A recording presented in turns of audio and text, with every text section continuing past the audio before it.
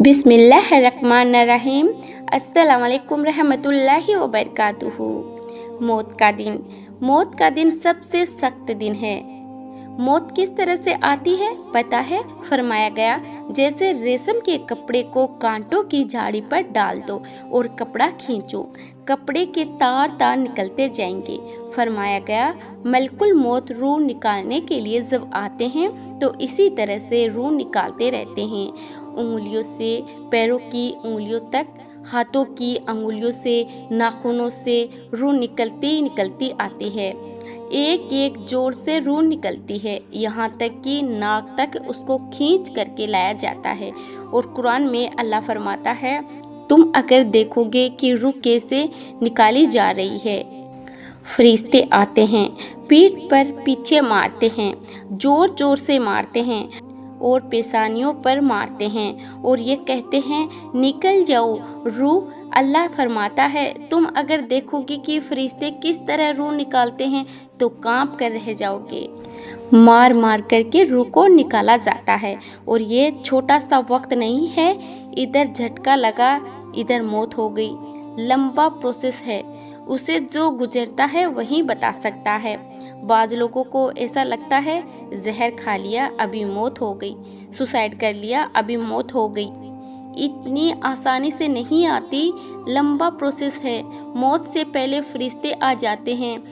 चाहे तुम अच्छे आदमी हो, बैठे हुए हो, तुमको भी अगर मौत आनी है तो तुम पहले फरिश्तों को देखने लग जाओगे, लेकिन बता नहीं सकते। किसी को मौत से थोड़ी देर पहले फरिश्ते करीब आ जाते हैं। पहले जमात फरिश्तों की आती है, फिर मलकुल मौत आते हैं। मलकुल मौत उन फरिश्तों के बीच आते हैं। जैसे ही ये मरने वाला आदमी मलकुल मौत को देख लेता है, फिर उसके जिस्म में कपकपी तारी हो जाती है। और ऐसी कपकपी तारी हो जाती है कि कभी पेशाब निकल जाता है, कभी पखाना निकल जाता है। अक्सर देखना, मरने वालों की नजासत निकल जाती है। मलकुल मौत को बहुत करीब से देखता है और उनकी दो शक्ल है।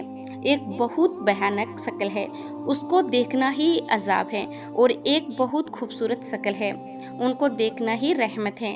वो नेक बंदों की रूह निकालने के लिए जब जाते हैं तो खूबसूरत शक्ल में जाते हैं, और जब गुनहगारों की रूह निकालने जाते हैं तो भयानक शक्ल में जाते हैं। और उनको देखते ही मरने वाले का जिस्म पीला पड़ जाता है, पेशानी उखड़ जाती है, आंखें फटी की फटी रह जाती है, और फिर खरखरा आने लग जाता है, यानी कि खरखर की आवाज़ तेज हो जाती है। वह बोलना चाहता है अपने पास वालों को, लेकिन बोल नहीं सकता, बंद हो जाता है। ये वह वक्त है जब उसके तौबा का दरवाज़ा भी बंद हो जाता है। अब अगर फरिश्तों को देखकर कोई तौबा भी कर लिया, ईमान लाया, तो उसका ईमान कबूल नहीं। उस वक्त से पहले पहले तक जो भी ईमान लाया या तौबा किया, उसकी तौबा कबूल है। लेकिन मौत का खरखरा आ गया और फरिश्तों को देख लिया, उसके बाद बहुत सारे काफिर भी पुकारेंगे कि हम ईमान लाते हैं अल्लाह पर। नहीं, अब ईमान कबूल नहीं होगा। मौत इतनी आसानी से नहीं आती, इसका प्रोसेस है। फरिश्ते आते हैं, मलकुल मौत आते हैं, फिर उसके बाद उसको घूर कर देखते हैं, फिर उसको चित लिटा दिया जाता है, या जिस हालत में भी है वह गिर जाता है। खड़ा है तो गिरता है, बैठा है तो गिरता है। मौत आने से पहले लुढ़क जाता है।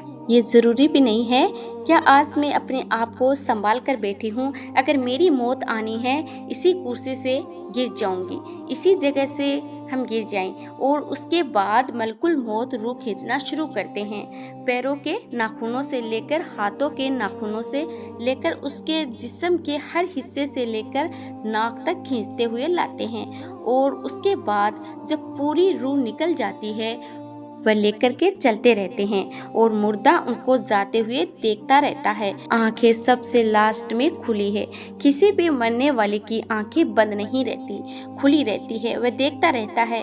इसीलिए हदीस पाक में है, जब किसी की रूह निकल जाए तो सबसे पहले तुम उसकी आंख बंद कर दो।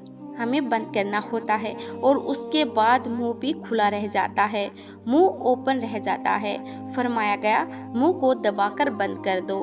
یہ سب نشانیاں ہیں میرے عزیزوں موت کی سختیوں کی۔ آپ کو پتہ ہے جب رسول کریم صلی اللہ علیہ وسلم کی وفات آئی، اللہ اکبر، نزا کا عالم اتنا سخت تھا کہ بار بار حضور اکرم صلی اللہ علیہ وسلم کو پورے پانی کے مٹکے اڈھیل دیے جا رہے تھے۔ 3 مٹکے حضور پر اڈھیل دیے گئے۔ موت سے پہلے اور حضور اس کے بعد تھوڑا آرام محسوس کرتے اور پھر شدت کا بخار، اور وہ آخری وقت تھا جب حضرت فاطمہ آپ کے پاس آئی تھی۔ حضور نے ان کے کان میں بتا دیا، وہ رونے لگ گئی۔ کیا کہا تھا؟ تو حضرت فاطمہ کہتی ہے، حضور نے فرمایا، فاطمہ اب میں جا رہا ہوں، میرا آخری وقت ہے۔ پھر ایک دوسرے کان میں ان سے کہا، میرے خاندان میں سے سب سے پہلے تم مجھ سے ملنے والی آج یوم فاطمہ بھی ہے، شہداء کائنات کا آج یوم وصال ہے، 4 رمضان المبارک۔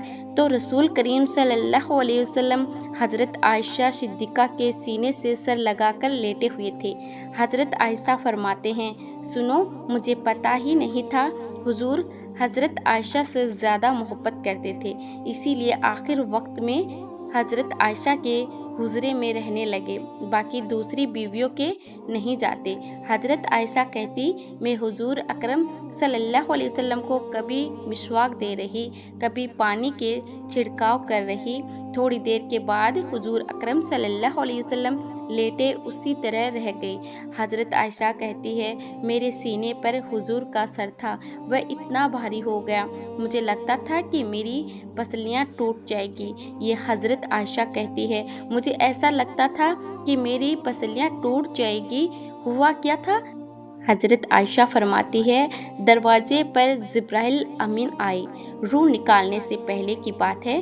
حضرت عائشہ فرماتے، حضور کے پاس جبرائیل آخری بار آئے، وہ غمگین حالت میں آئے، یا جس حالت میں ہو، حضرت رسول کریم صلی اللہ علیہ وسلم سے عرض کرنے لگے، یا رسول اللہ، دروازے پر موت کا فرشتہ کھڑا ہے، آپ کی اجازت چاہتا ہے، اگر آپ اجازت دے دو تو وہ آئے گا اور آپ کی روح پاک کو اللہ کے حضور لے جائے گا۔ اور یا رسول اللہ، آج سے پہلے اس فرشتے نے کسی سے اجازت نہیں لی اور قیامت تک کسی کی روح نکالنے کے لیے وہ اجازت لے گا بھی نہیں۔ یہ صرف رسول پاک کی خصوصیت تھی۔ حضور نے فرمایا، آنے دو، ملک الموت آئے، اور جب حضور کی اجازت سے روح نکالی تو حضرت عائشہ کہتی ہے، اتنا بھاری ہو گیا تھا سر کہ مجھے لگتا تھا کہ میری پسلیاں ٹوٹ جائے گی سینے کی۔ اور اس کے بعد حضرت عائشہ فرماتی ہے، میں نے حضور کے سر مبارک کو نیچے کی طرف کیا، مجھے پتہ بھی نہیں تھا کہ حضور کا انتقال ہوا، میں حضور اکرم صلی اللہ علیہ وسلم سے باتیں کرنے میں مصروف تھی۔ اسی میں حضرت ابو بکر صدیق حجرے میں آئے، پوچھا، عائشہ کیا حال ہے حضور کا؟ حضور اکرم صلی اللہ علیہ وسلم کو دیکھا، حضرت ابو بکر نے اور پیشانی مبارک پر ہاتھ رکھا تو وہ بہت ٹھنڈی تھی، ماتھے کو بوسہ دیا اور ایک آہ بھری اور ایک جملہ کہا تھا، یا رسول اللہ، ایک بار موت آنی تھی، وہ آپ پر آ گئی، اب موت کی سختی اللہ دوبارہ کبھی آپ کو نہیں عطا کرے گا۔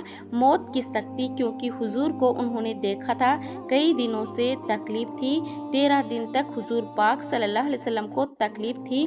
13 دن تک حضرت ابو بکر کہتے ہیں، یا رسول اللہ، اب موت کی سختی دوبارہ کبھی نہیں آئے گی، جو اللہ کا وعدہ تھا وہ پورا ہو گیا۔